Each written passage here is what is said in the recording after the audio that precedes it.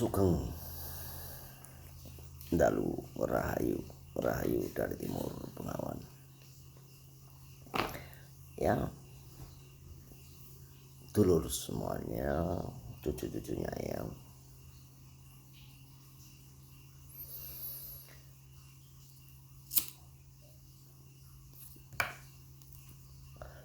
Kemarin itu yang pergi ke sebuah sendang patirtan yang ada di Jawa Timur, Kediri. Ya, menjelang satu suro ini yang akan selalu ke pancer-pancer yang ada di timur dan pancer selatan, pancer barat, dan terakhir pada malam satu suro yang akan ke pancer lau.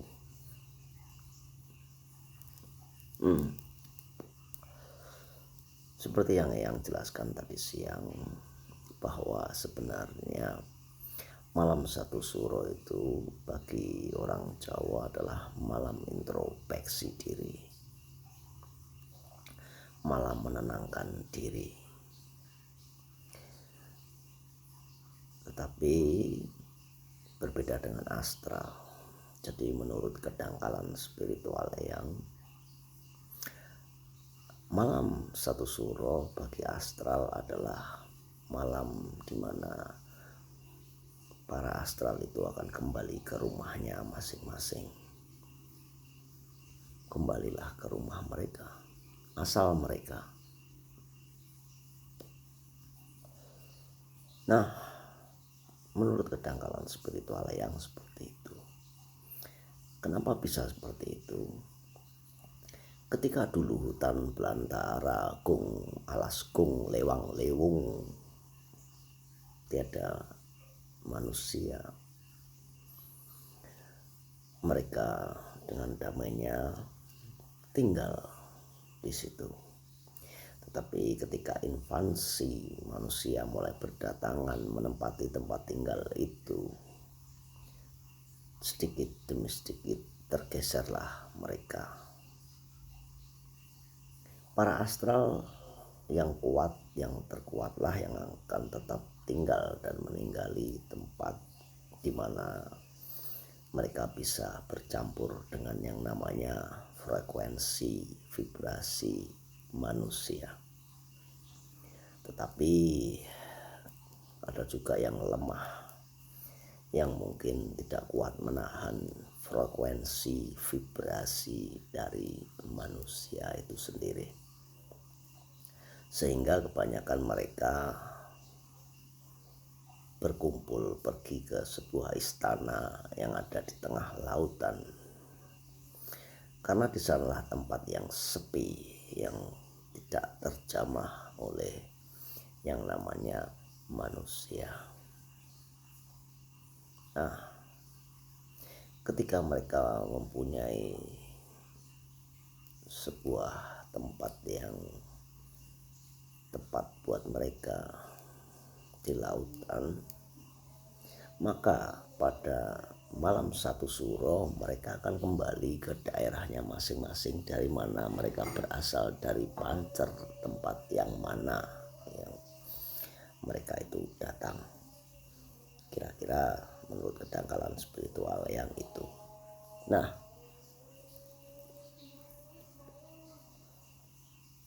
mereka datang ke rumahnya masing-masing tentu saja untuk mengenang sesuatu yang dulu, atau ya hanya diam saja, sama saja mengintrospeksi diri, ya, menenangkan diri, nostalgia. Ketika manusia datang memberikan suguhan buah-buahan atau apapun kepada astral ini tadi, maka mulailah tercipta harmoni, di mana harmoni itu adalah saling respect, saling menghargai. Ketika sang astral pulang ke rumahnya yang dulu itu masih Alaskung Lewang Lewung dan sekarang dihuni para manusia. Dan ketika manusia itu memberikan sesuatu suguhan sajian untuk menyambut kepulangannya kembali, maka mereka happy.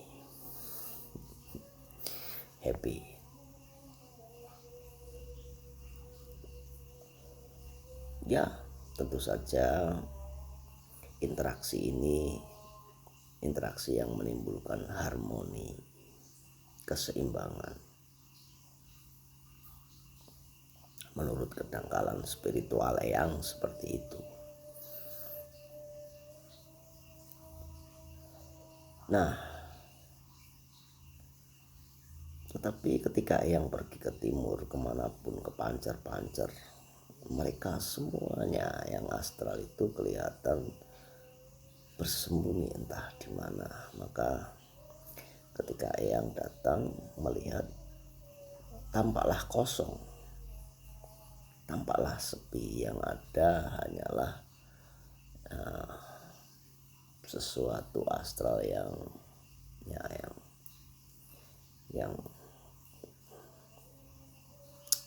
ya seperti itulah, yang mungkin powernya kurang atau kewibawaannya kurang.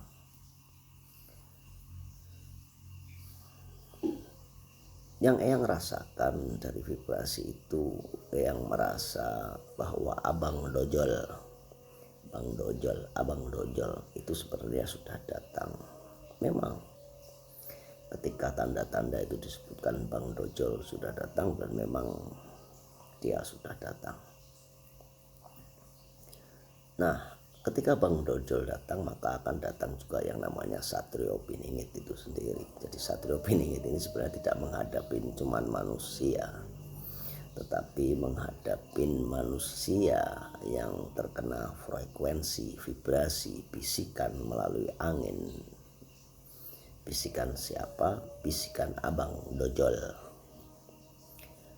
Abang Dojol ini mempengaruhi jiwa,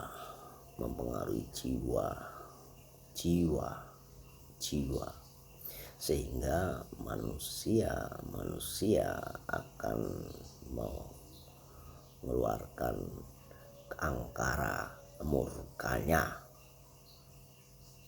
Ketika angkara murka terjadi, maka terjadilah yang namanya pertumpahan darah. Menurut kedangkalan spiritual yang akan terjadi banyak pertumpahan darah. Tapi yang selalu mewanti-wanti kepada cucunya yang namanya Til Kumandel Gendewati untuk selalu bermeditasi, mengantisipasi dari tindakan-tindakan yang tidak normal, dan selalu mengedepankan welas asihnya supaya cucunya yang Til Kumandel Gendewati itu selamat. Karena hanya yang eling lan waspodo itu selamat. Ketika bermeditasi, maka frekuensinya tidak sama dengan frekuensinya Abang Dojol. Abang Dojol ini menggetarkan dunia astral karena tingkatannya Abang Dojol ini bukan tingkatan ecek-ecek, tapi tingkatannya tingkatan evil, tingkatannya King of Iblis. Nah, selalu waspada dengan apa yang akan terjadi besok. Selalu eling, selalu welas asih. Tutup babakan hawa songo, di mana nafsu, angkara, murka dari semua indera, mata, penciuman, pendengaran, penglihatan, perasa, peraba. Ketika Abang Dojol memasuki inderamu, satu frekuensi dengan indramu dan terlena, maka akan menjadi yang namanya korban abang dojol. Karena kopet-kopet akan selalu ada sampai pengurangan human atau manusia itu sesuai dengan targetnya abang dojol. Ya. Pelapuk yang baik akan selalu bersamati. Pelapuk yang kurang baik akan ucapkan baik-baik selamat tinggal karena bisa dimasuki oleh getaran frekuensinya abang dojol.